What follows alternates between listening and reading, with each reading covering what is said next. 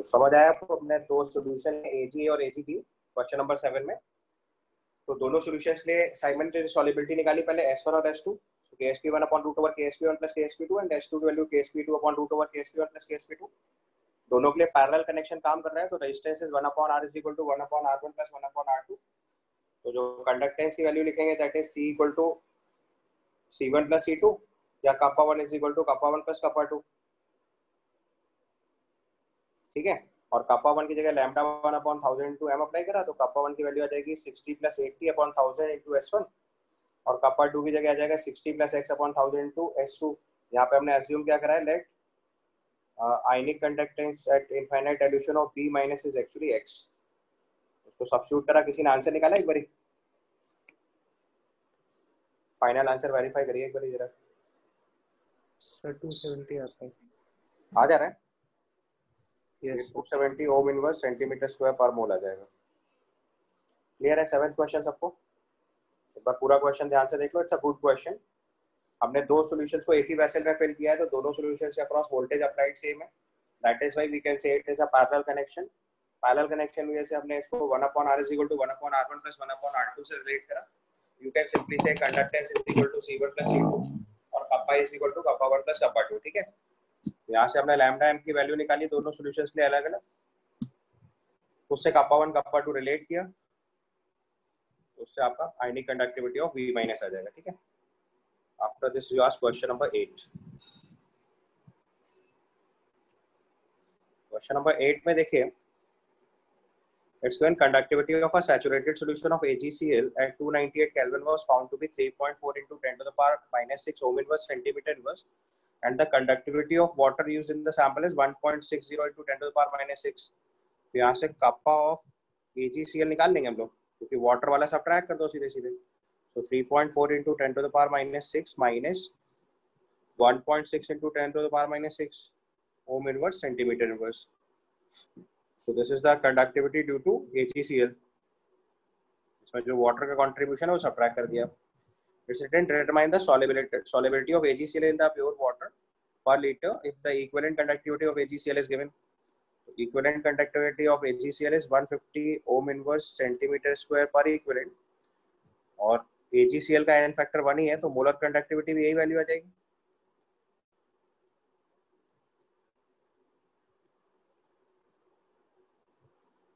ठीक है, अब इसके बाद सीधे lambda m equal to kappa into 1000 by m लगाएंगे और m की जगह सॉलिबिलिटी अप्लाई कर दो। Lambda m equal to kappa into 1000 by m और m की जगह हम लोग सॉलिबिलिटी पुट करेंगे और सॉलिबिलिटी की जगह root over KSP।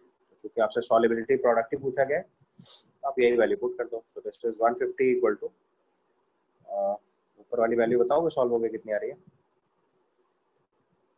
3.4 minus 1.6, so it is 1.8 into 10 to the power minus 6 into 1000 upon root over KSP। यहाँ से सिंप्लीफाई करके KSP निकालना है।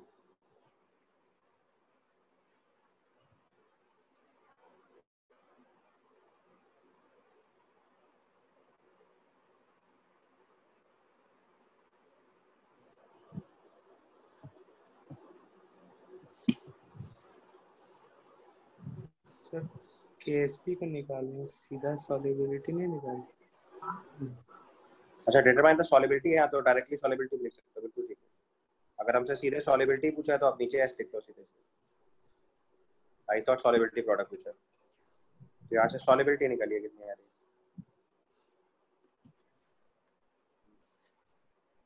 इसमें 1.2 into 10 to the power minus 5 आनी चाहिए। हाँ सर ये क्लियर ना? अगर केवल सॉलिबिलिटी पूछा गया है क्वेश्चन में, देख लो क्वेश्चन में सॉलिबिलिटी पूछा गया है तो आपको सीधे सीधे S निकाल लेना। सॉलिबिलिटी प्रोडक्ट बोलते हैं तो इसी को स्क्वायर कर लेना। ठीक है, इसके बाद क्वेश्चन नंबर 9 देखिए। क्वेश्चन नंबर 9 के केस में देखो, आपको मैंने लास्ट क्लास में कंडक्टोमेट्रिक टाइट्रेशन के प्लॉट समझाए थे। तो यहाँ पे आपके पास दो सॉल्यूशन है, HCl और HCN। ये आपका स्ट्रॉन्ग एसिड है और ये वीक एसिड है। अब आपको कॉन्सेप्ट पता है कि अगर हम इसको NaOH से टाइट्रेट करेंगे तो पहले स्ट्रॉन्ग एसिड स्ट्रॉन्ग बेस से रिएक्ट करेगा, तो पहले स्टेप की रिएक्शन में क्या होगा कि HCl जो है वो Na1 से न्यूट्रलाइज होके NaCl और वाटर बनाएगा। तब तक HCl आयनाइज ही नहीं होगा क्योंकि HCl पे कॉमन आयन इफेक्ट लग रहा होगा, तो HCl अपना H+ कंट्रीब्यूट ही नहीं करेगा। जब HCl पूरा खत्म हो जाएगा तब स्टेप 2 में जो HCl है वो Na1 से टाइट्रेट होगा, so it will form NaCl and water. तो उसमें क्या होगा कि पहले तो कंडक्टिविटी डिक्रीज करेगी। क्यों कंडक्टिविटी डिक्रीज करेगी? क्योंकि आपका जो सोल्यूशन है वो HCl से NaCl में कन्वर्ट हो रहा है, तो H+ की आयनिक मोबिलिटी Na+ की आयनिक मोबिलिटी से ज्यादा होती है, तो इलेक्ट्रिकल कंडक्टिविटी पहले डिक्रीज करेगी। जैसे ही HCl पूरा न्यूट्रलाइज हो जाएगा उसके बाद HCl से स्टार्ट होगा टाइट्रेशन। तो HCl के केस के टाइट्रेशन में देखो, पहले ये हमारे पास वीक बेस है और उससे सॉल्ट बन रहा है, तो नंबर ऑफ आयंस इंक्रीज करेंगे, तो उसके बाद कंडक्टिविटी इंक्रीज करेगी, बट जो इंक्रीज होगा वो स्लो होगा क्योंकि HCl जो है वो NaCl में कन्वर्ट हो रहा है, तो नंबर ऑफ आयंस इंक्रीज कर रहा है, और या यू में से कि नंबर ऑफ आयंस बढ़ रहे हैं तो कंडक्टिविटी आप बोल सकते हो इंक्रीज करेगी। और जैसे ही पूरा HCl न्यूट्रलाइज होगा उसके बाद आप NaH ऐड कर रहे हो तो number of ions significantly increase करेंगे, तो उसके बाद फिर से कंडक्टिविटी इंक्रीज करेगी। ये जो पहला पार्ट है ये टिल फर्स्ट न्यूट्रल पॉइंट है,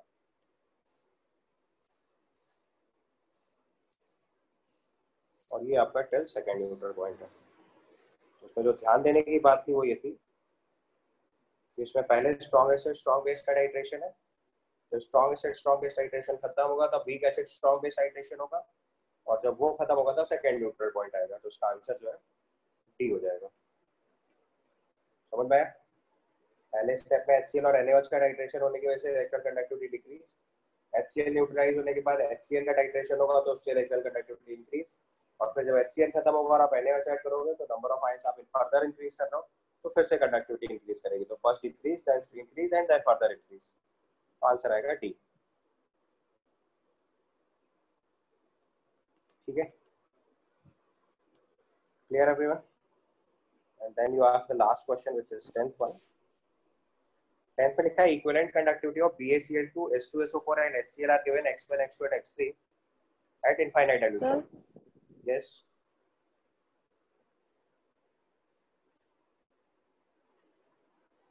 सर HCl सर हाँ बोलो। सर HCl के टाइट्रेशन से कंडक्टिविटी इंक्रीज क्यों हो रही है? क्योंकि आपका HCl से NaCl बन रहा है ना। यहाँ तक समझ में आया? पहले आपको इक्विवेलेंट कंडक्टेंस ऑफ BaCl2 को हम लोग लिखेंगे molar conductance of BaCl2 2x1 हो जाएगा। Similarly equivalent conductance of H2SO4 के बने तो उससे मोलर कंडक्टेंस ऑफ H2SO4 आ जाएगा, और सिमिलरली HCl। अब मैंने यहाँ पे अगर कोलरास लॉ अप्लाई करना है तो molar conductance of barium sulphate अगर हम निकालेंगे, so this we can write as molar conductance of BaCl2 plus molar conductance of H2SO4 minus molar conductance of HCl into 2, all at infinite dilution. So if you put these values, the molar conductance at infinite dilution of barium sulfate will be equal to molar conductance at infinite dilution of barium sulfate will be equal to 2x1 plus 2x2 minus 2x3.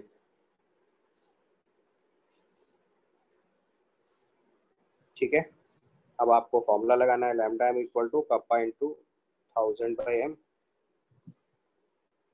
m यहाँ पे जो होगा वो solubility होगी,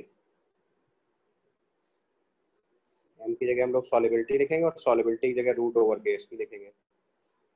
now you substitute the values, 2x1 plus 2x2 minus 2x3 is equal to kappa is given to you x into 1000 upon root over KSP। यहाँ से KSP की value आ जाएगी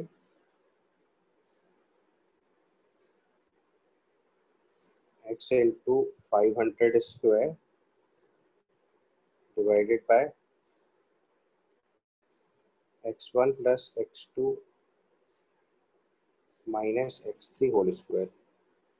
इसको सिंप्लीफाई कर दीजिए।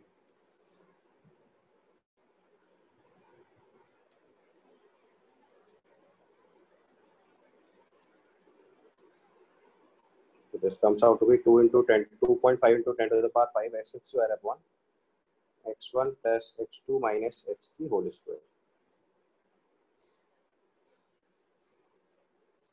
ठीक है, क्लियर? पहले सारी इक्विवेलेंट कंडक्टेंस को मोलर कंडक्टेंस में कन्वर्ट करा, फिर मोलर कंडक्टेंस से infinite addition of barium sulphate निकाला, और फिर lambda m equal to kappa into 1000 by apply करके हमने फाइनल आंसर निकाल दिया। क्लियर? अब हम लोग अपने लेक्चर पे आते हैं। लास्ट क्लास में हम लोगों ने गैल्वेनिक सेल पढ़ना स्टार्ट किया था।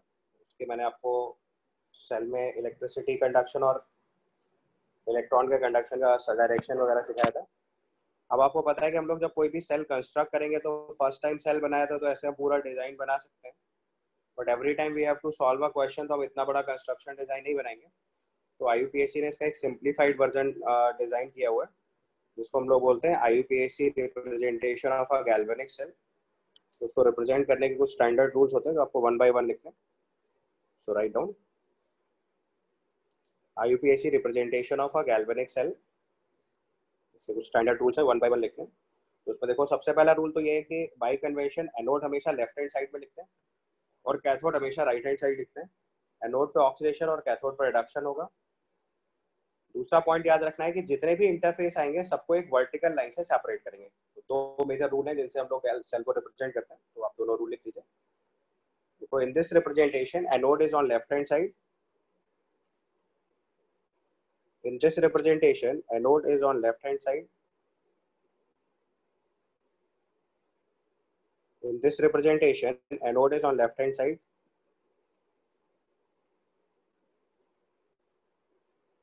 And cathode is on right hand side.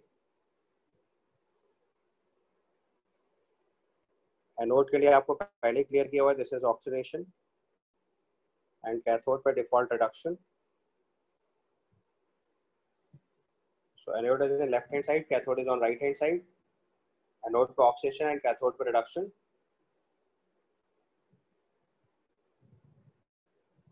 Okay.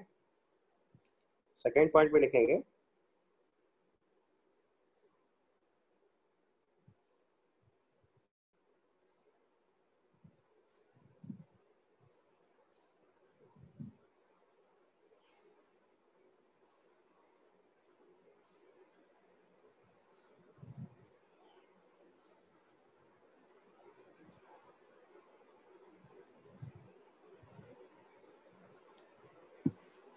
ठीक है। सेकेंड पॉइंट पे लिखेंगे, write down all the interfaces are separated by vertical line. All the interfaces are separated by vertical line.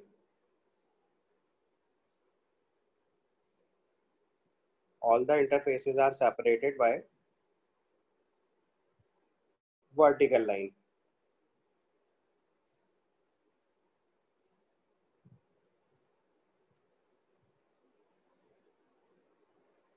ठीक है। तो अब देखो, अगर हम अपने डेनियल सेल को रिप्रेजेंट करें तो डेनियल सेल का एनोड जिंक सॉलिड था, उसके कांटेक्ट में उसका इलेक्ट्रोलाइट था जिंक सल्फेट एक्वस फॉर्म में। फिर आपका सॉल्ट ब्रिज अप्लाई था,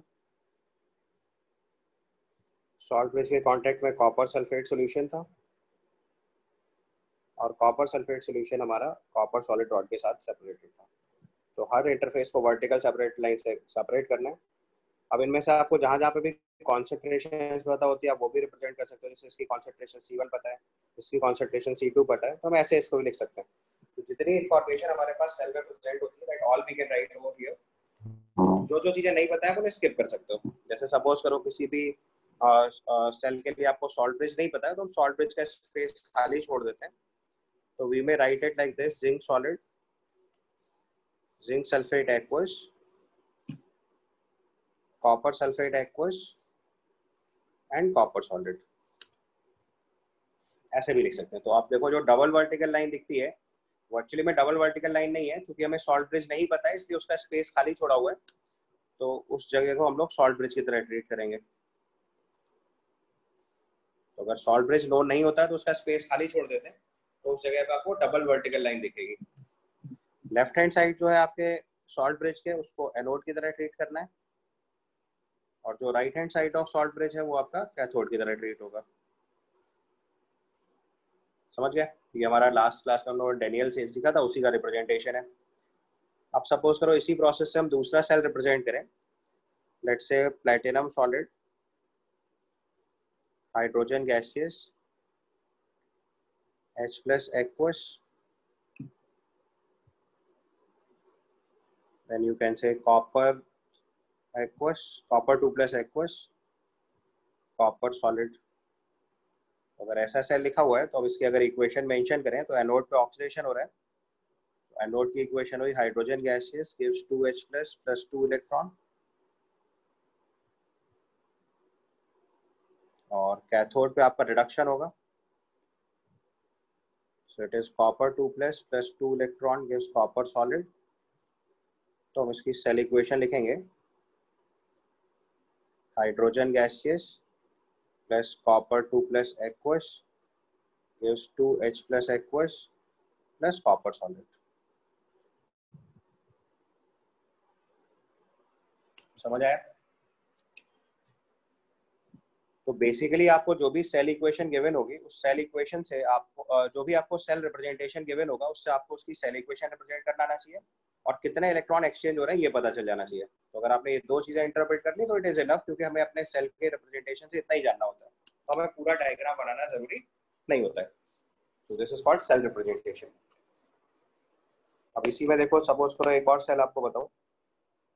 अच्छा, जहाँ पे भी गैसियस इलेक्ट्रोड्स होंगे वहाँ पे, जहाँ पे भी गैसियस इलेक्ट्रोड्स होंगे वहाँ पे हम हर जगह पे हाइड्रोजन इलेक्ट्रोड, जहाँ पे भी गैसियस इलेक्ट्रोड होंगे वहाँ पे हमेशा inert electrodes like platinum gold use कर सकते हैं। हमने आप प्लैटिनम सॉलिड लिया, जैसे सपोज करो आप यहाँ से क्लोरीन गैसियस फॉर्म लिया, यहाँ से Cl माइनस एक्वस लिखा, ठीक है। दूसरे इलेक्ट्रोड पे सपोज करो हमने H प्लस एक्वस लिखा, हाइड्रोजन गैसियस लिखा, और प्लैटिनम सॉलिड लिख दिया। सपोज करो this is a cell representation, तो आपको इसकी सेल इक्वेशन लिखनी है। तो सेल इक्वेशन लिखनी है तो ध्यान रखना है कि जैसे लिखा होता है सेल में वैसे इक्वेशन लिखना जरूरी नहीं होता है। ध्यान ये रखना है कि एनोड पे ऑक्सीडेशन लिखना है। तो मेक इट क्लियर, अगर कोई यहाँ पे एनोड की इक्वेशन में Cl2 gives Cl minus 2Cl minus Cl2 plus 2 electron gives 2Cl minus लिख देगा, तो देखो ये गलत हो गया है, दिस इज नॉट करेक्ट। क्यों नॉट करेक्ट है? क्योंकि आप यहाँ देखो ऑक्सीजन स्टेट आप 0 से -1 ले जा रहे हो, तो आपके हिसाब से ये रिडक्शन हो जा रहा है, जबकि एनोड पे लिखना क्या होता है? Oxidation. So be very careful at this place. हमेशा इक्वेशन लिखते टाइम इस बात का ध्यान रखना है कि एनोड पे ऑक्सीडेशन ही होना चाहिए। सेल में हमने Cl2 से Cl माइनस लिखा है, तो सेल में तो केवल ये चीज पता चलती है कि कौन सी चीज किसके साथ कांटेक्ट में है। तो क्लोरीन गैस प्लैटिनम वायर के साथ इलेक्ट्रोड बना रही है, और Cl माइनस एक्वस उसका इलेक्ट्रोलाइट है, तो लिखेंगे तो ऐसे ही। बट अगर इसका सेल इक्वेशन लिखना है तो आपको केयरफुली लिखना होगा, एनोड पे ऑक्सीडेशन लिखना है। तो ऑक्सीडेशन तब होगा जब 2Cl माइनस जो है वो Cl2 में कन्वर्ट होकर 2 इलेक्ट्रॉन लॉस करे, और कैथोड पे हमें रिडक्शन लिखना है, तो वहां पे 2H प्लस आयन जो है वो यही दोनों इलेक्ट्रॉन एक्सेप्ट करके हाइड्रोजन गैस बनाए। अब इसको ऐड करेंगे तो कंप्लीट सेल इक्वेशन बनेगी। समझ आया? So here your equation becomes 2Cl minus aqueous plus 2H plus aqueous gives hydrogen gaseous plus Cl2 gaseous। और इस प्रोसेस में देखो नंबर ऑफ इलेक्ट्रॉन जो एक्सचेंज हुए हैं that is 2। So this is the IUPAC representation of a cell। So next हम लोग लिखेंगे इसके बाद इलेक्ट्रोड पोटेंशियल। राइट डाउन जाना था टर्म इलेक्ट्रोड पोटेंशियल।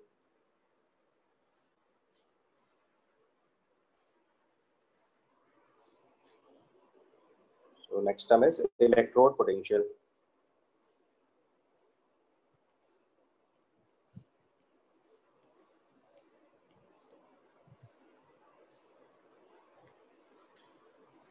तो देखो इलेक्ट्रोड पोटेंशियल का मतलब क्या होता है कि अगर आप किसी एक मेटल रॉड को उसके एक्वस सॉल्यूशन के साथ कांटेक्ट में रखो, तो उनके बीच में चार्ज सेपरेशन आ रहा है.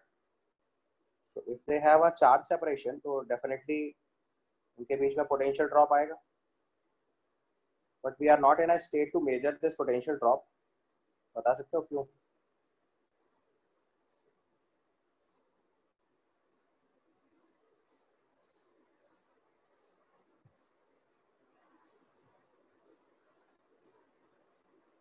तो हमने एक जैसे मेटल रॉड ली है,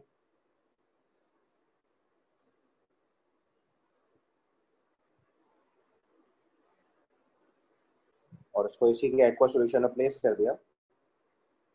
So let's say we have this metal solid और इसके पास Mn plus aqueous का सॉल्यूशन है. तो जो सॉल्यूशन और जो मेटल है उसके बीच में चार्ज सेपरेशन है, तो उसका मतलब इसमें पोटेंशियल ड्रॉप तो जरूर आएगा. But we are not in a state to measure this potential drop. बता सकते हो क्यों ऐसा होगा? बहुत सिंपल लॉजिक है, because it is a open circuit. एक सिंगल वायर अगर हमारे पास इलेक्ट्रोड है तो उससे पोटेंशियल ड्रॉप नहीं मेजर होगा. तो आप मान लो हमने इसको एक दूसरे इलेक्ट्रोड से कनेक्ट करके पूरा सेल बना दिया, तो भी हम इसका इलेक्ट्रोड पोटेंशियल नहीं बता पाएंगे, because in that case also we get the potential difference. जब आप वोल्टमीटर अप्लाई करोगे तो इस इलेक्ट्रोड को जिस भी दूसरे इलेक्ट्रोड के साथ आप कनेक्ट करेंगे तो भी हमारे पास क्या आएगा? Potential difference. तो उसका मतलब इलेक्ट्रोड पोटेंशियल किसी भी सेल के लिए डायरेक्टली मेजर नहीं कर सकते. ठीक है, तो पहला पॉइंट तो ये लिखा है. So write down, when a metal rod is in contact with its solution, when a metal rod, write down, when a metal rod is in contact with, when a metal rod is in contact with the solution of its salt, with the aqueous solution of its salt, then there is a potential difference, and there is a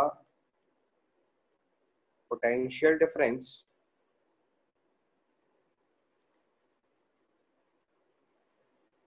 between metal rod and its solution.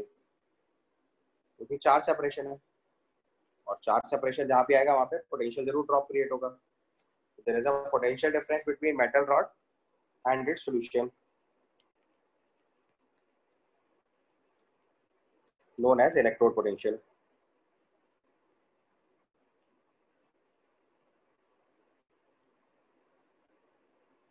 लेकिन मैंने आपको concept बताया कि इस electrode potential को हम लोग major नहीं कर पाएंगे, क्योंकि एक सिंगल इलेक्ट्रोड है, ओपन सर्किट है, तो इसका डायरेक्ट मेजर नहीं हो सकता. और अगर आपने इस इलेक्ट्रोड को किसी दूसरे इलेक्ट्रोड से कनेक्ट करके सेल भी बना दिया, तो भी हम लोग क्या रिप्रेजेंट कर पाएंगे? Potential difference. तो इसका मतलब हमें इलेक्ट्रोड पोटेंशियल मेजर करने के लिए समहाउ रेफरेंस पॉइंट डिफाइन करना पड़ेगा. हमें पोटेंशियल ड्रॉप मेजर करने के लिए रेफरेंस पॉइंट डिफाइन करना पड़ेगा, क्योंकि जब तक आप ये नहीं डिफाइन करोगे कि जीरो वोल्टेज किसको बोल रहे हैं आप, तब तक आप इलेक्ट्रोड पोटेंशियल मेजर नहीं कर पाओगे. तो यहाँ पे हम लोग टेक्निकल टर्म अप्लाई करते हैं. This is called standard hydrogen electrode.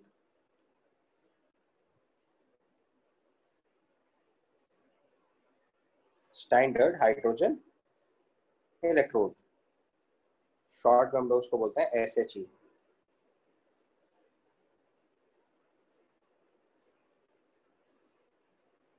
Standard hydrogen electrode. So write down to measure the standard electrode potential of substances. To measure the standard electrode potentials of substances,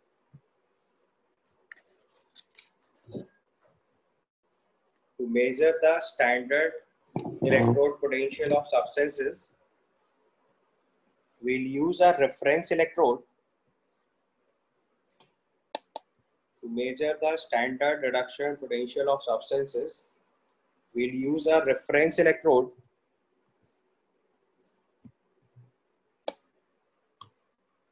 which is standard hydrogen electrode.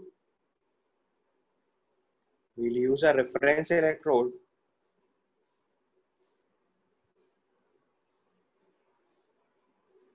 which is standard hydrogen electrode.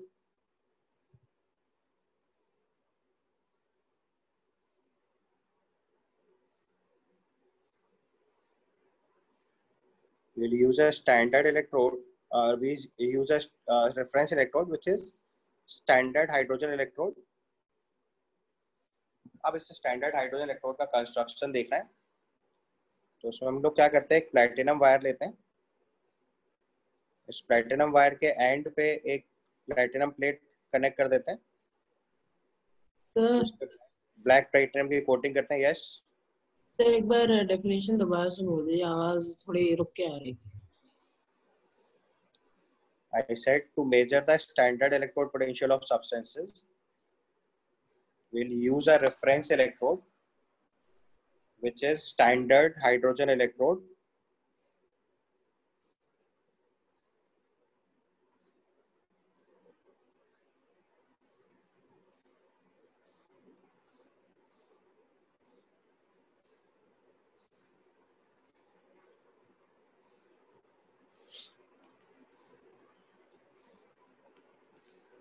तो हमने एक platinum wire लिया, उसके and पे एक platinum plate को connect करी. ठीक है.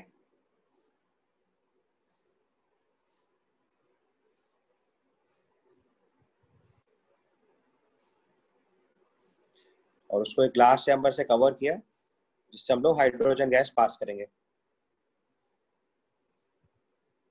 हाइड्रोजन गैस पास की जाती है एट अ प्रेशर ऑफ 1 बार. यहाँ जो सोल्यूशन लेते हैं उसमें H+ एक्वस सोल्यूशन लेते हैं. यहाँ पे टेम्परेचर मेंटेन करते हैं 298 केल्विन. इलेक्ट्रोकेमिस्ट्री में स्टैंडर्ड टेम्परेचर 25 डिग्री सेल्सियस और 298 केल्विन यूज किया जाता है. Hydrogen gas pass at a pressure of 1 bar. H+ concentration is 1 m. और यहाँ चूंकि हाइड्रोजन गैस है, इसलिए यहाँ पे इनर्ट इलेक्ट्रोड यूज करना पड़ेगा, विच इज प्लैटिनम वायर. और लास्ट में यहाँ पे हमने एक प्लैटिनम प्लेट रखी है, जिस पे ब्लैक प्लैटिनम की कोटिंग करा देते हैं, जिससे उसका इफेक्टिव सरफेस एरिया बढ़ जाता है. इस इलेक्ट्रोड को हम लोग बोलते हैं स्टैंडर्ड हाइड्रोजन इलेक्ट्रोड. आपको उसका डायरेक्ट कंस्ट्रक्शन मालूम होना चाहिए. अब इस इलेक्ट्रोड को हम लोग एनोड या कैथोड दोनों तरीके से यूज कर सकते हैं.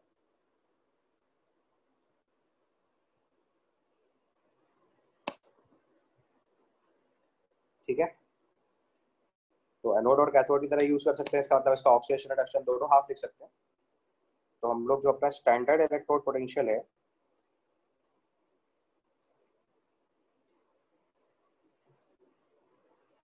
इसको दो तरीके से रिप्रेजेंट करेंगे.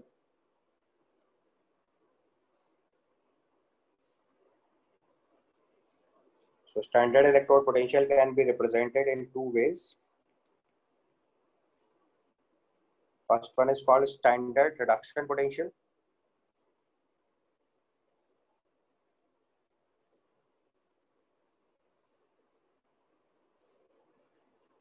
Short में लिखते हैं इसको SRP, standard reduction potential. तो जैसे हमारा मेटल रॉड का रिडक्शन लिख रहे हैं Mn plus n electrons gives m solid, ये रिडक्शन है. उसका E0 of Mn plus aqueous to m solid conversion जो है, इसको बोलेंगे SRP. और दूसरा टर्म हम लोग लिख रहे हैं स्टैंडर्ड ऑक्सीडेशन पोटेंशियल.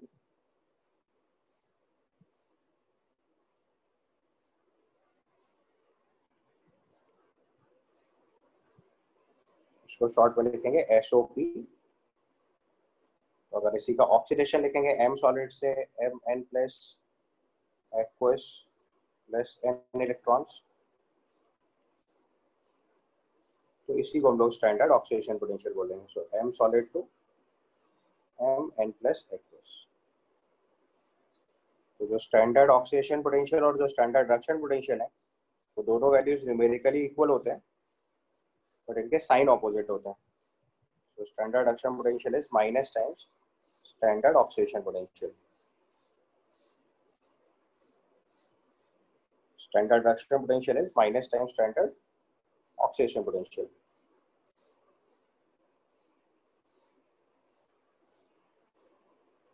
ये डायरेक्ट रिजल्ट याद रखना है. Standard reduction potential is minus time standard oxidation potential. So standard reduction potential and standard oxidation potentials are numerically same, but their sign is opposite.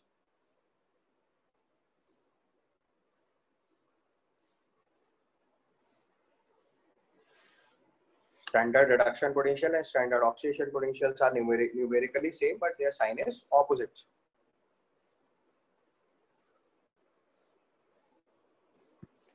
तो अब देखो, अगर हमें स्टैंडर्ड हाइड्रोजन इलेक्ट्रोड से इस चीज को मेजर करना है, तो उसमें दो केस हो गए. Case 1, if standard hydrogen electrode is used as anode. तो स्टैंडर्ड हाइड्रोजन इलेक्ट्रोड को अगर एनोड की तरह यूज करेंगे तो एनोड पे ऑक्सीडेशन होगा. तो हमें इक्वेशन लिखनी पड़ेगी 2 hydrogen gaseous gives 2H plus aqueous plus 2 electron. इस कंडीशन में जो इसका स्टैंडर्ड ऑक्सीडेशन पोटेंशियल आएगा वो हम लोग 0 अज्यूम कर लेते हैं. This is equal to 0. And case 2, if standard hydrogen electrode is used as cathode, ये स्टैंडर्ड ऑक्सीडेशन पोटेंशियल था हाइड्रोजन इलेक्ट्रोड का. कैथोड की तरह यूज करेंगे तो यहाँ पे रिडक्शन होगा, तो 2H plus 2 electron gives hydrogen gases. तो उसका E0 लिखेंगे H plus aqueous 2 hydrogen gaseous. This is also 0. This is standard oxidation potential.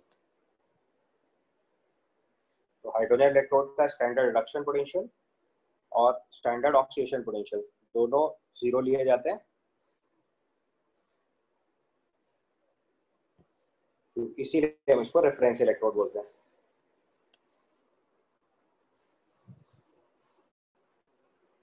So next point पे लिखिए. Write down, we'll measure standard reduction potential or standard oxidation potential. We can measure standard reduction potential or standard oxidation potential of different substances with respect to standard hydrogen electrode. We can measure standard reduction potential or standard oxidation potential of different substances with respect to standard hydrogen electrode.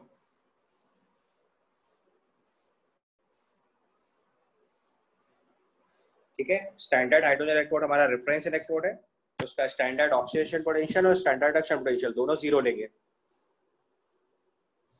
ठीक है.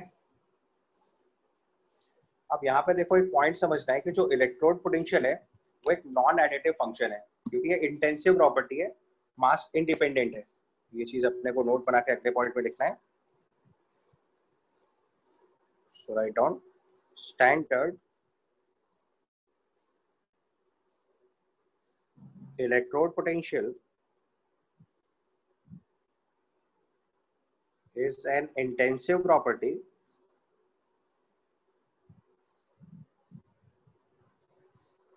Intensive property का मतलब समझ रहे हो ना, मास independent. और जो इंटेंसिव प्रॉपर्टी होती है वो नॉन एडिटिव फंक्शन होती है, hence it is a non-additive function.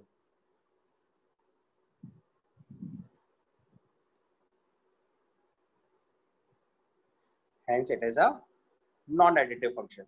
मतलब अगर आपके पास किसी भी सब्सटेंस का इलेक्ट्रोड पोटेंशियल गिवन है तो आप उसमें अगर दूसरे इक्वेशन को ऐड कर रहे हैं तो आप इलेक्ट्रोड पोटेंशियल डायरेक्टली ऐड नहीं कर सकते हैं. फॉर एग्जांपल, सपोज दैट हमारे पास Ag plus electron gives Ag solid, ये इक्वेशन है. तो standard reduction potential of Ag to Ag अगर हमें गिवन है, लेट्स से 0.8 वोल्ट. ठीक है. तो अगर हम इस इक्वेशन को 2 से मल्टीप्लाई करते हैं तो 2Ag प्लस 2 इलेक्ट्रॉन, ये 2Ag सॉलिड, तो चूंकि इंटेंसिव प्रॉपर्टी है इसलिए standard electrode potential of silver अभी भी चेंज नहीं होगा, ये 0.8 वोल्ट ही होगा। ठीक है, समझ में आया? तो स्टैंडर्ड इलेक्ट्रोड पोटेंशियल जो है वो एक इंटेंसिव प्रॉपर्टी है, तो मास इंडिपेंडेंट है, इसलिए नॉन एडिटिव फंक्शन होगा। अगर आप कोई भी दो इक्वेशंस ऐड या सब्ट्रैक्ट करेंगे, इक्वेशन के ऊपर आप कोई भी ऑपरेशन अप्लाई करेंगे, that operation is not directly applicable on electrode potential.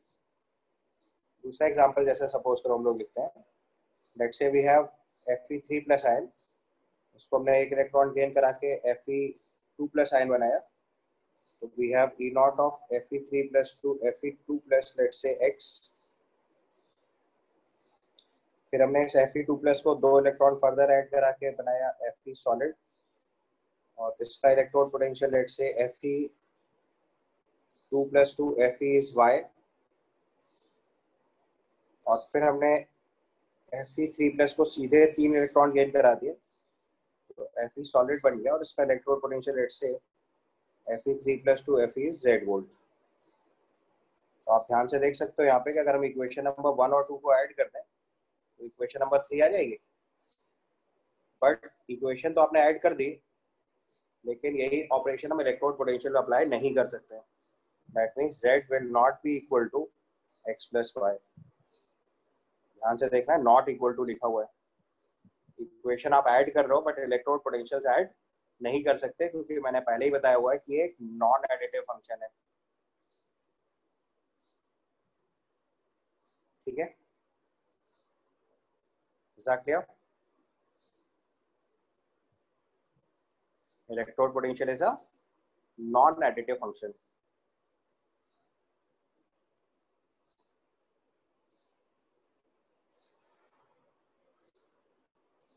यहाँ तक समझ में आया? तो अब अगर ये नॉन एडिटिव फंक्शन है बट हमें इक्वेशन में ऑपरेशन तो अप्लाई करने पड़ेंगे, तो हम इलेक्ट्रोड पोटेंशियल कैसे निकाल लेंगे, ये चीज हमें समझनी है। सो देखो हम लोग इसको क्या करते हैं, एडिटिव फंक्शन के टर्म में कन्वर्ट करते हैं, व्हिच इज डेल्टा जी। और क्या टर्म लिखेंगे, relationship of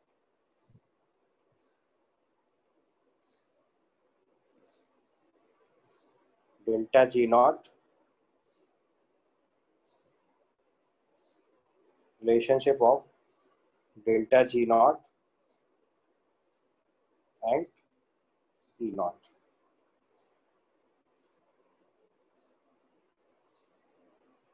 relationship of delta G not and E not.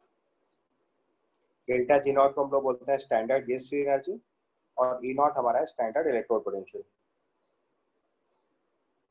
तो लिख लो, तो delta G not is standard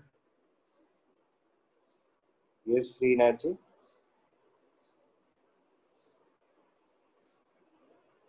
और E नॉट हमारा स्टैंडर्ड इलेक्ट्रोड पोटेंशियल। ठीक है,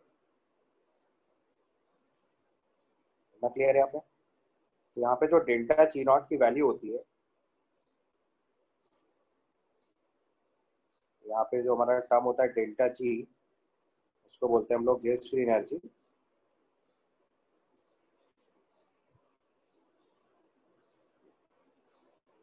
और ये रिप्रेजेंट करता है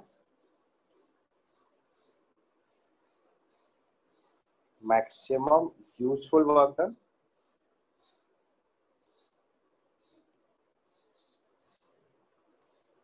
या फिर इसी को नॉन पीवी वर्क डन बोलते हैं। अभी आप लोगों ने फिजिक्स में जब थर्मोडायनेमिक्स में वर्क डन निकालना सीखा होगा, तो हम लोग वहाँ पे इंटीग्रल ऑफ पीडीवी से वर्क डन निकालते हैं। तो जो पीवी वर्क डन होता है उसको छोड़ दिया जाए, तो जितना भी नॉन पीवी वर्क डन होता है उसको हम लोग बोलते हैं गिब्स फ्री एनर्जी। ठीक है, तो अभी हम लोग देखो यहाँ पे सेल यूज कर रहे हैं, तो सेल यूज कर रहे हैं तो इलेक्ट्रिकल वर्क डन हुआ, तो डेल्टा जी को हम लोग लिखेंगे N F E cell. Delta G को लिखेंगे एन एफ ई, और चूंकि work done by the system लिखना है, यूजफुल वर्क डन लिखना है, इसलिए माइनस साइन लगाएंगे, क्योंकि हमारे केमिस्ट्री में जब भी एनर्जी रिलीज होती है तो वही हमारे लिए यूजफुल होता है, वही फीजिबल प्रोसेस होता है। हम डेल्टा जी को लिख रहे हैं माइनस एन एफ ई, अब आपको इलेक्ट्रिकल वर्क डन का फॉर्मूला पता होगा। इलेक्ट्रिकल वर्क डन कैसे निकालते हैं, चार्ज इनटू वोल्टेज, और मैक्सिमम लिखना है तो जो मैक्सिमम वोल्टेज होता है उसी को ईएमएफ ऑफ द सेल बोलते हैं। तो यहाँ पे एन जो है वो नंबर ऑफ इलेक्ट्रॉन एक्सचेंज है। तो ये फॉर्मूला डायरेक्टली याद रखना है, delta G is equal to minus N F E.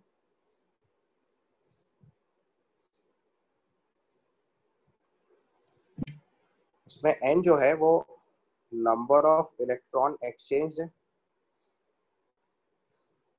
F जो है वो चार्ज 1 फैराडे, तो एफ इज 96500 कूलम, और you can say charge of 1 mole of electron, F is 96500 coulomb और it is charge of 1 mole of electron, और E जो है वो EMF of the cell है।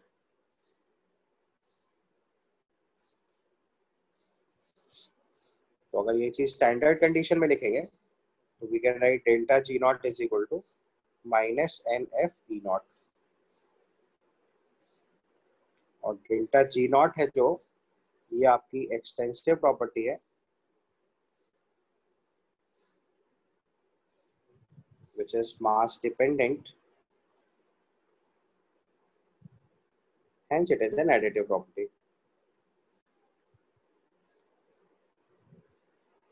एडिटिव प्रॉपर्टी मतलब जो आप इक्वेशन पे ऑपरेशन अप्लाई करेंगे वही ऑपरेशन आप डेल्टा जी नॉट पे अप्लाई कर सकते हैं। ये चीज समझ आई पहले आपको? Delta G is equal to minus N F E कैसे लिखा समझ में आया ना? N F is charge of electron, या जितना चार्ज मूव किया, और ई एम एफ मतलब आपको सेल पता है तो क्यू इंटू ई यूज करते हैं ना मैक्सिमम वर्क डन। फिजिक्स में आपने सीखा होगा, तो मैक्सिमम वो इलेक्ट्रिकल वर्क डन कैसे लिखते हैं, क्यू इंटू ई। तो यहाँ हमारा चार्ज कितना एक्सचेंज हुआ है, एन मोल्स ऑफ इलेक्ट्रॉन, और एक मोल इलेक्ट्रॉन का चार्ज 1 फैराडे, एन एफ हो गया टोटल चार्ज। तो डेल्टा जी हम लोग लिखा है माइनस क्यू इंटू ई। माइनस क्यों लगाया, क्योंकि यूजफुल वर्क का लिखना है, ठीक है। तो अब कहीं पे भी हमें ई नॉट के साथ अगर कोई भी ऑपरेशन फॉलो करना है तो that operation will follow with the help of delta G not.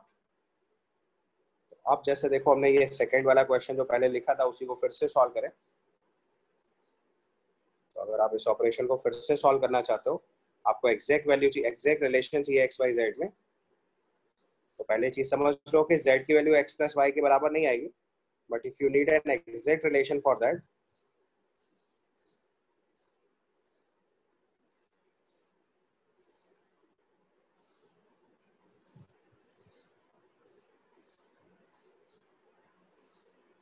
तो अगर आपको इसका एग्जैक्ट रिलेशन निकालना है तो आप क्या करो, इनको करस्पॉन्डिंग डेल्टा जी में कन्वर्ट कर दो। तो अगर हम यहाँ पे इसका डेल्टा जी वन नॉट निकालेंगे तो आएगा माइनस एफ एक्स, इसका डेल्टा जी टू नॉट निकालेंगे तो आएगा माइनस टू एफ वाई, और इसका डेल्टा जी थ्री नॉट निकालेंगे तो ये माइनस आएगा थ्री एफ जेड। तो अगर हमने इक्वेशन नंबर 1 और 2 को ऐड करके 3 बनाया तो delta G one not plus delta G two not की value delta G three not के इक्वल आएगी।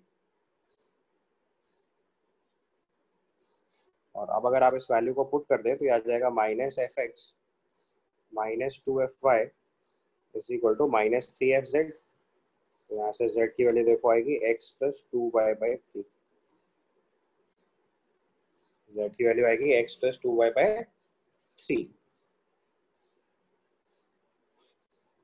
तो डेल्टा जी नॉट जो है वो नॉन एडिटिव फंक्शन होता है, आपका डेल्टा जी नॉट जो है वो एडिटिव फंक्शन है, but E not is an non additive function. तो कभी भी इक्वेशंस को ऐड करते टाइम हम लोग ई नॉट वैल्यू ऐड नहीं करते, delta G not value add कर लेते हैं,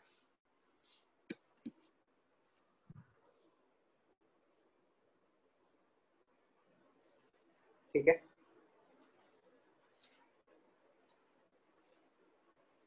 यहाँ तक क्लियर?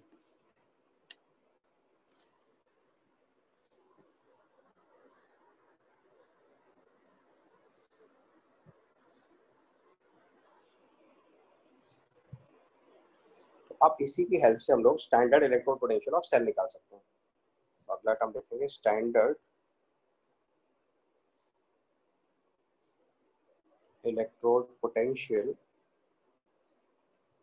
Of a cell.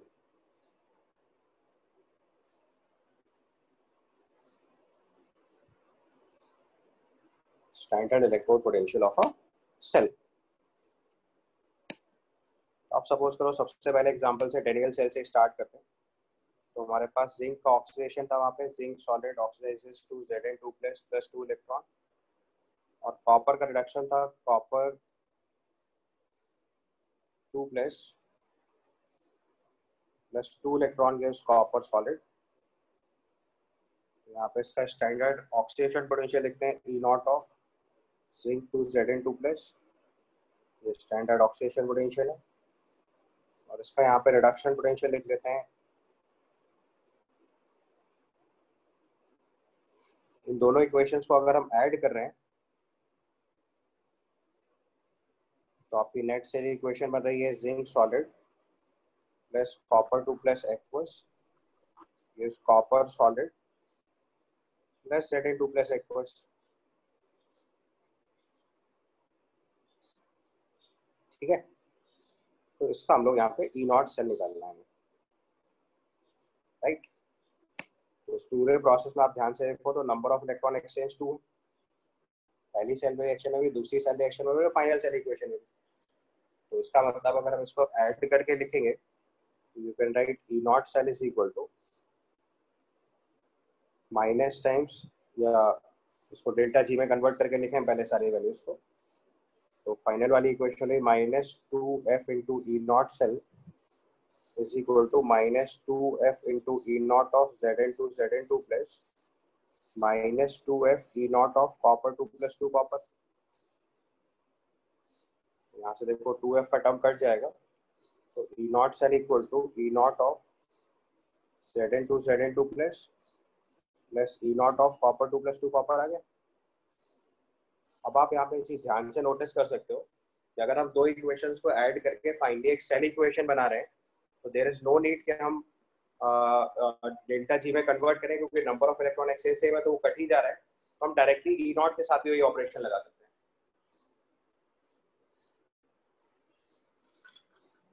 और इसीलिए कंफ्यूजिंग है, क्योंकि यहाँ पे देखो हम इलेक्ट्रोड पोटेंशियल डायरेक्टली ऐड कर देंगे, but it is not applicable eight everywhere because electrode potential is a non additive function. तो यहाँ तो देखो 2f कट जा रहा है, इसलिए आप ध्यान से देखो तो आपको E नॉट सेल ऐसा लगेगा कि दोनों इक्वेशंस को ऐड किया तो दोनों का इलेक्ट्रोड पोटेंशियल जोड़ दिया है। अब ध्यान से देखो, इसमें परेशानी ये है कि एक वैल्यू तो आप स्टैंडर्ड ऑक्सीडेशन पोटेंशियल में यूज कर रहे हो और दूसरी वैल्यू स्टैंडर्ड रिडक्शन पोटेंशियल में यूज कर रहे हो, तो ये बार बार कंफ्यूज करेगा कि कौन सी वैल्यू पुट करें। तो उसका बेस्ट तरीका ये होता है कि आप दोनों को स्टैंडर्ड रिडक्शन पोटेंशियल में कन्वर्ट कर दो। ये आ जाएगा E not of copper 2 plus 2 copper minus E not of Zn2 plus 2 Zn।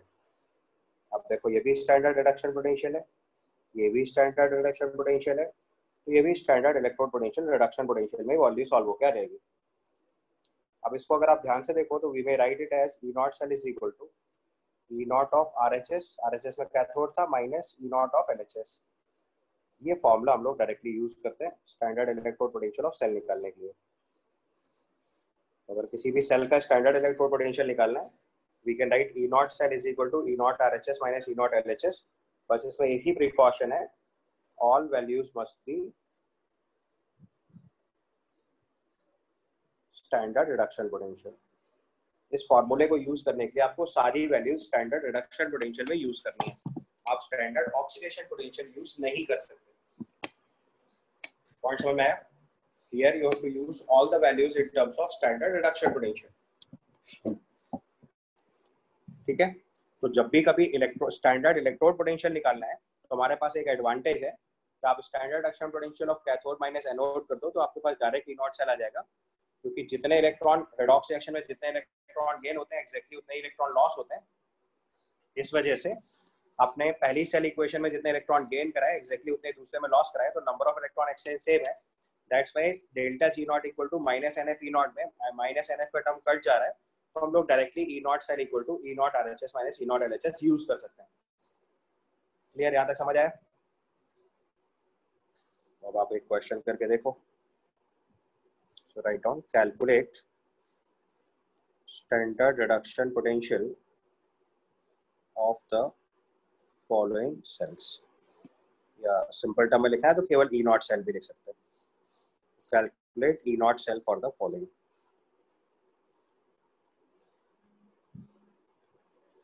Calculate the E not cell for the following. हमारे पास जो डेटा है उसमें let's say E not of Zn2 plus की वैल्यू दे रखी है 0.76 volt, E not of copper 2+2 copper is 0.34 volt. ये दो वैल्यूज है हमारे पास, ठीक है। आपको सॉल्व करना है। सबसे पहले zinc solid Zn2 plus aqueous, copper 2 plus aqueous, copper solid. दूसरे इक्वेशन में निकालेंगे zinc solid Zn2 plus aqueous, H plus aqueous, hydrogen gaseous, platinum solid. और तीसरे पार्ट में निकाल लीजिए platinum solid, hydrogen gaseous, H plus aqueous, then copper 2 plus aqueous, copper solid।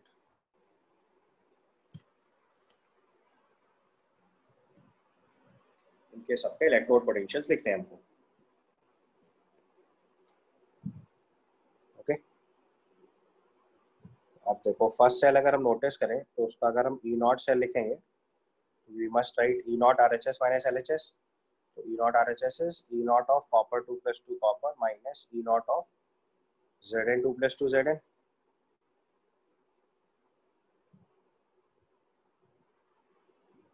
ठीक है।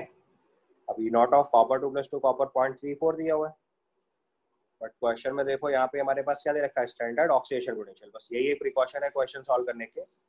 Whenever you are solving a question of E not cell, तो आपको सवाल में चाहे स्टैंडर्ड रिडक्शन पोटेंशियल दिया जाए चाहे स्टैंडर्ड ऑक्सीडेशन पोटेंशियल दिया जाए, इट इज रिकमेंडेड कि आप उसे स्टैंडर्ड रिडक्शन पोटेंशियल में ही कन्वर्ट कर लो। तो यहाँ वैल्यू देखो 0.76 ऑक्सीडेशन पोटेंशियल है, तो अगर इसको रिडक्शन पोटेंशियल में कन्वर्ट करेंगे तो ये वैल्यू आ जाएगी -0.76 वोल्ट। क्योंकि मैंने आपको तरीका सिखाया था स्टैंडर्ड ऑक्सीडेशन पोटेंशियल और स्टैंडर्ड रिडक्शन पोटेंशियल में केवल कितना डिफरेंस होता है, साइन का। So E not of Zn2 + 2 Zn will be equal to minus times E not of zinc 2 Zn2 plus, ये वैल्यू -0.76 आ जाएगी। ये डेटा आप पिछले वाले क्वेश्चन में यूज कर रहे हैं, तो यहाँ से वैल्यू सॉल्व होकर 1.1 वोल्ट आ जाएगी। पॉइंट समझ में आया? ये आपका स्टैंडर्ड रिडक्शन पोटेंशियल है और ये स्टैंडर्ड ऑक्सीडेशन पोटेंशियल है। तो मैंने आपको बताया था कि स्टैंडर्ड रिडक्शन पोटेंशियल और स्टैंडर्ड ऑक्सीडेशन पोटेंशियल की न्यूमेरिकल वैल्यू सेम होती है, तो क्वेश्चन सॉल्व करने से पहले ही ये इंफॉर्मेशन कलेक्ट कर दी जाती है। समझ आया? इसके बाद सेकेंड पार्ट अगर हम लिखें तो सेकेंड पार्ट का ई नॉट से लिखेंगे तो it is E not of RHS which is H+2 hydrogen minus E not of Zn2 + 2 Zn। अब हाइड्रोजन का स्टैंडर्ड इलेक्ट्रोड पोटेंशियल 0 और जिंक का standard electrode potential -0.76, this comes out to be 0.76 volts. And similarly third part solve करेंगे तो E not cell is equal to E not of copper 2+2 copper minus E not of H+2 H2। Copper का standard electrode potential 0.34 volt दिया है, hydrogen के 0 आएगा, तो 0.34 volt आ गया। Is that okay? So next concept we'll introduce is electrode potential of cell। इसको हम लोग शॉर्टकट में लिखते हैं ई सेल। इससे पहले वाला जो टर्म था वो था standard electrode potential of the cell, that was E not cell. ये जो टर्म यूज कर रहे हैं हम लोग दिस ई नॉट सेल, तो रिप्रेजेंटेशन ध्यान से याद रखना है। अगर स्टैंडर्ड इलेक्ट्रोड पोटेंशियल लिखेंगे तो E not cell, electrode potential लिखेंगे तो ई सेल। ठीक है। तो क्या होता है कि एक थर्मोडायनेमिक्स हम लोग इक्वेशन यूज करते हैं, delta G equal to delta G nought plus 2.303 RT log of K log of Q। We'll use the equation delta G equal to delta G naught plus 2.303 RT log of Q। इसमें जो delta G होता है इसको हम लोग बोलते हैं gives free energy, gives free energy change delta G nought जो होता है इसको बोलते हैं standard gas free energy change.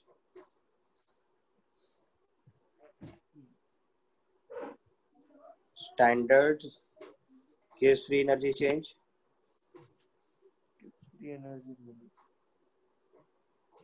Standard gas free energy change.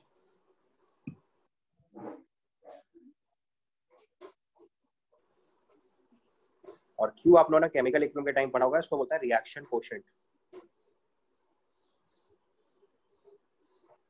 So we are using a term delta G gas free energy.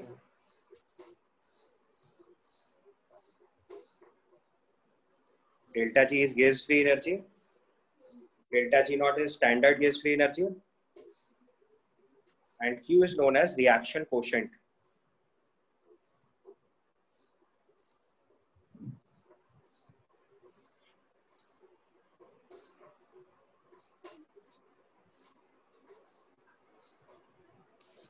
Q is known as reaction quotient.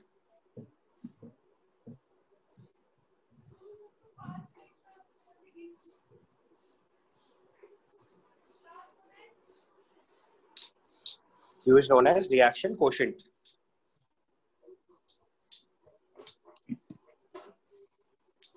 ठीक है, तो अब अगर हम यहाँ पे डेल्टा जी की जगह पे -NFE लिख दें, डेल्टा जी नॉट की जगह -NFE नॉट से लिख दें,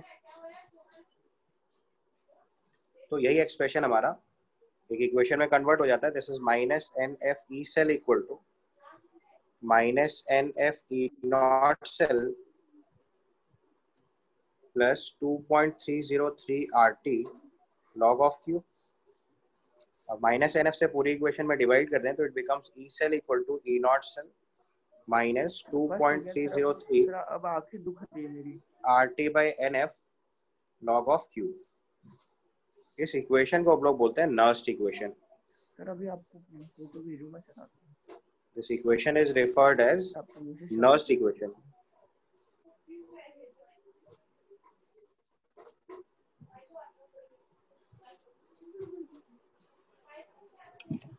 This equation is referred as Nernst equation.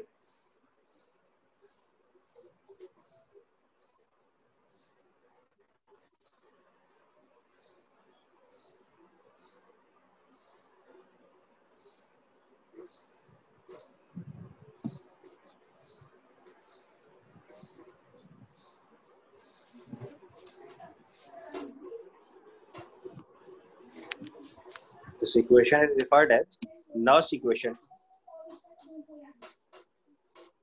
ठीक है, अब इस नर्स्ट इक्वेशन को अगर हम 25 डिग्री सेल्सियस पे सॉल्व कर दें, सो यहाँ पे R की वैल्यू 8.31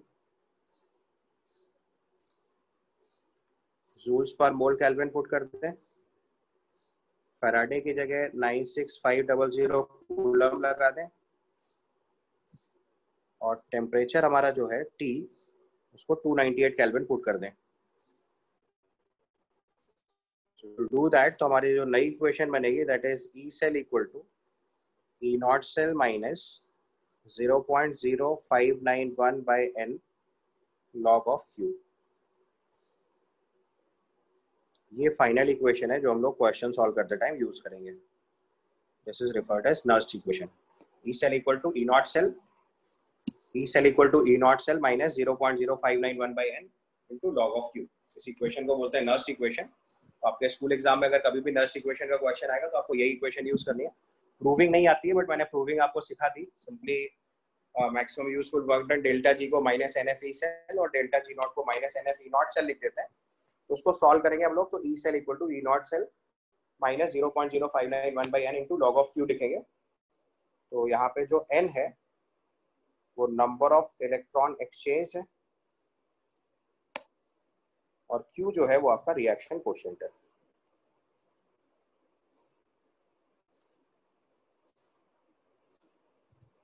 Q जो है आपका वो रिएक्शन कोशेंट है। ठीक है, तो अब जैसे मान लो आपको एक इक्वेशन के टर्म में लिख के दिखा दो। So let's say we have zinc solid plus copper 2 plus aqueous gives copper solid plus Zn2 plus aqueous. अब अगर हमें इसके लिए ई सेल लिखना है तो उसकी n की वैल्यू 2 हो गई, Q की वैल्यू हो गई Zn2 plus upon copper 2 plus, वैसे जैसा आप केमिकल इक्विलिब्रियम में लिखते थे। और ई नॉट सेल जो लिखेंगे वो आएगा E not RHS minus LHS, तो E not of copper 2 plus 2 copper minus E not of Zn2 plus 2 Zn, दोनों रिडक्शन पोटेंशियल लिखते हैं। यहाँ से जो हम लोग इक्वेशन लिखेंगे तो आएगा E cell equal to E not of copper 2 plus 2 copper minus E not of Zn2 plus 2 Zn, ठीक है, minus 0.0591/2 log of Zn2 plus concentration upon copper 2 plus concentration. अब आप यहाँ पे ध्यान से देख सकते हो कि टेम्परेचर के साथ कैसे EMF of the cell vary करेगा, वो सारा डेटा अब हमारे पास आ गया, ठीक है। तो उसकी equation E cell equal to E not cell minus 0.0591/n log of Q, ये चीज़ याद करनी है, ठीक है। अब इसका एक क्वेश्चन सॉल्व करके देख लो तो आपको समझ में आ जाएगा। Calculate EMF of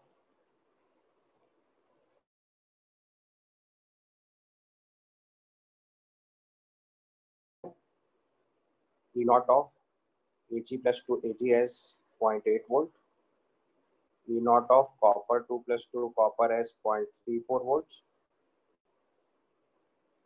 and E naught of Zn2 plus 2 Zn as minus 0.76 volt। तो हमारे पास पहला है zinc solid Zn2 plus aqueous, copper 2 plus aqueous, copper solid. This is given 0.1 m, this is 0.01 m। दूसरा सेल लिखेंगे zinc solid Zn2 plus aqueous 0.1 m, Ag plus aqueous 0.01 m and Ag solid, ठीक है। आपको इन दोनों cells का EMF of the cell report करना है, ठीक है। तो बिल्कुल पूरे वाले प्रोसीजर से लिखना है।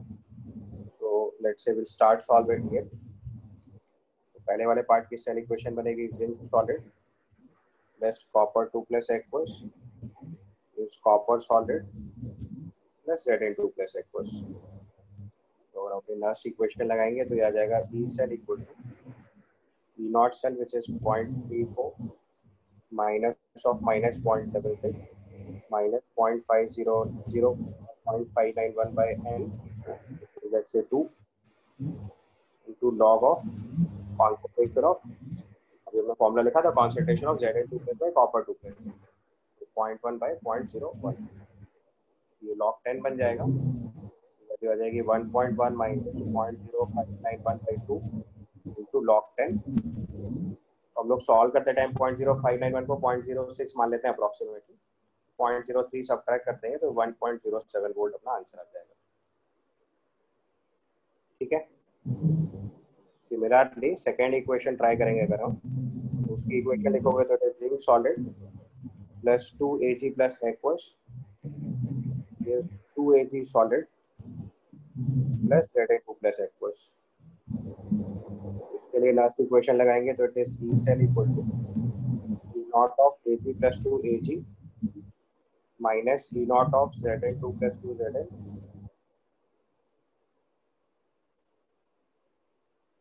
ठीक है।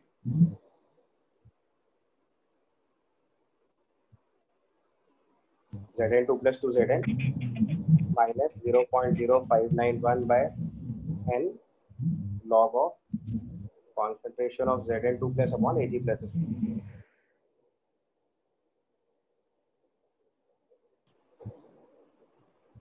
अब आप सारी वैल्यू पुट करिए, यहाँ से ई सेल आ जाएगा 0.8 minus of 0.76 minus 0.0591/2 log of concentration of Zn2 plus is 0.1, concentration of Ag plus is 0.01 square, so this comes out to be 0.8 plus 0.76 minus 0.0591/2 into log of 10 to the power 3। उसको solve करके एक बार बस value लिखिए फटाफट।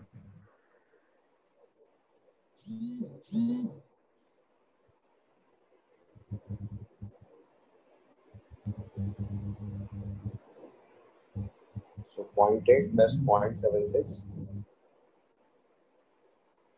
plus 0.09.